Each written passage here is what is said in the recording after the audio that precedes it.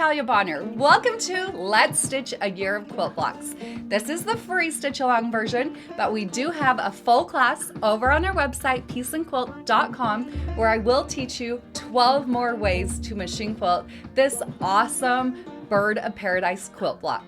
Let's hop over to my machine and let's get stitching.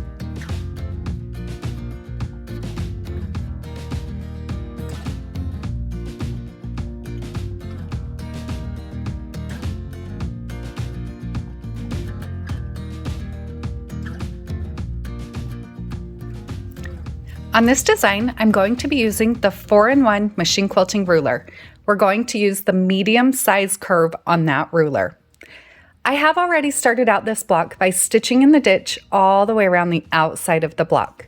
From there, you can start stitching on any corner. I happen to be starting in my lower left corner, but it really does not matter. From there, in this first 4 patch, I am going to stitch point-to-point curves. So using that medium-sized curve on the 4-in-1 machine quilting ruler, I'll line up my machine quilting ruler so it's about 1/4 of an inch away from each of the corners, and then I'll hold that ruler nice and stable and stitch a point-to-point curve. So as you can see here, I'm following a path so that I never have to stitch over my original stitch line by never boxing myself in.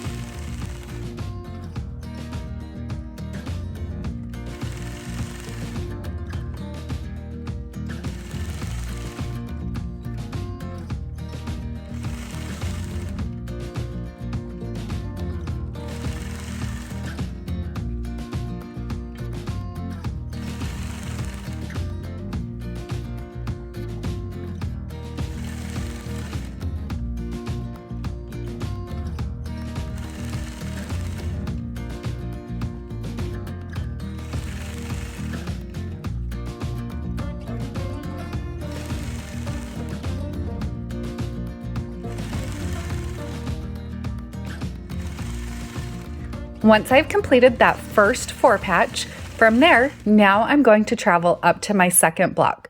A lot of times when I quilt a design like this, I like to break them down into smaller units. So obviously it's a full block and I planned out my design ahead of time. But if I look at it and focus on, first I'm going to work on the 4 patch and then I'm going to work on the triangle, I seem to have a little bit better success. So as I've moved to my triangle, you'll notice that I'll start out by stitching in the ditch around the outside of the white triangle. From there, I'll be at the bottom corner. From that corner, I'm going to hold my machine quilting ruler so the 3/4 inch marking on the ruler intersects the top of my block. I'll stitch a straight line across the block. From there, I'm going to travel down the ditch 3/4 of an inch and repeat that process coming back to where I started. I'll repeat that process on the opposite side of the block. From there, now I'm going to stitch a straight line in each of the green triangles. That straight line, I'm going to line up my machine quilting ruler so the first marked line is right along that inside edge of the white triangle, and I'll stitch a line that's evenly spaced 1/2 inch in. From there, it's time to move to the next 4 patch. I'll start out this 4 patch design by stitching in the ditch all the way around the outside of the block. I love the look of stitch in the ditch, so you can see that I do it quite often. Now this time when I'm stitching out this 4 patch curve design, I decided to go free motion. I have pretty good control over my machine, so I can quilt out this design using a free motion method. I like to show you how to do it with both the ruler and free motion so you can decide what works best for you.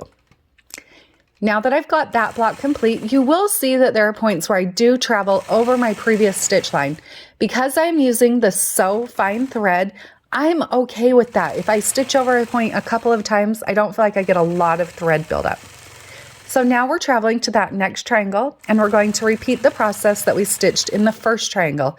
You'll notice how with this one, I did stitch my angled lines first, and then I did travel along my ditch to get to the next point. Once I've stitched the center of that design, now I'm going to stitch in the ditch around the outside of those green triangles, making sure that I complete the stitch in the ditch around that 4 patch. Then from there, I'm going to add those echo lines. So I'm going to treat all the sides of the block the same. When you look at a design like this, it's easy to break it down into just 2 different blocks. So we have our 4 patches and we have our triangles. From here, I'm moving to the next 4 patch and I'm going to repeat the same process.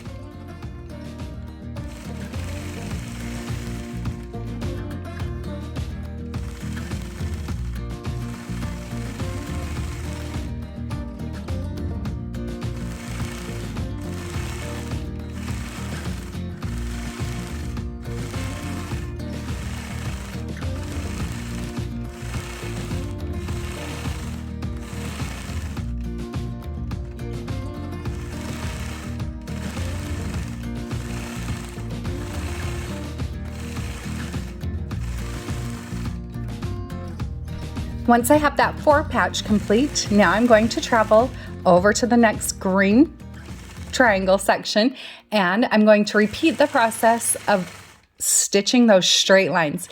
Now notice as I stitch out this block how I do change my path slightly. I intentionally did this so that you can see there's not necessarily one right or wrong way to stitch out any design. Yes, I do try to stitch over my original stitch lines the least amount possible, but sometimes just the way you're working, moving around a block, you may stitch in one area more than another. Once I have that triangle section complete, now I'm going to work my way down to the next 4 patch. So as you're working your way, it may feel more comfortable to work into that center block and quilt that one, but for me it felt most natural to now move down into that corner 4 patch.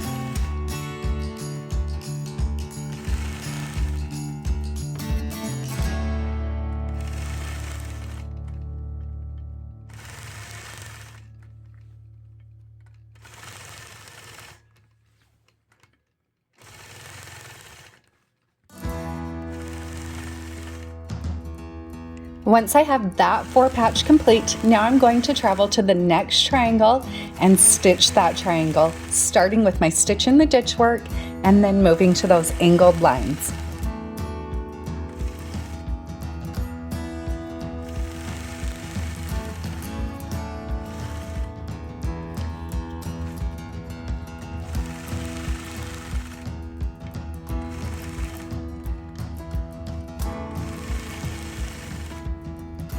Once I have those angled lines complete, now I just have my center block to finish off. I'll start out that block by stitching in the ditch around the areas that I have not yet stitched in the ditch, including right through the center of the block. I love the look of stitch in the ditch. I just feel like it finishes designs off so nicely. Once I have that stitch in the ditch work complete, now I'm going to go back to using the medium size curve on the 4-in-1 machine quilting ruler to start out with, and then I decided to go to a bit of free motion quilting, hand guided, to stitch the rest of those point to point curves. Try them both. You may find that you like one more than the other. I hope you'll all join me in the full class Let's Stitch a Bird of Paradise. Have a great day, everybody.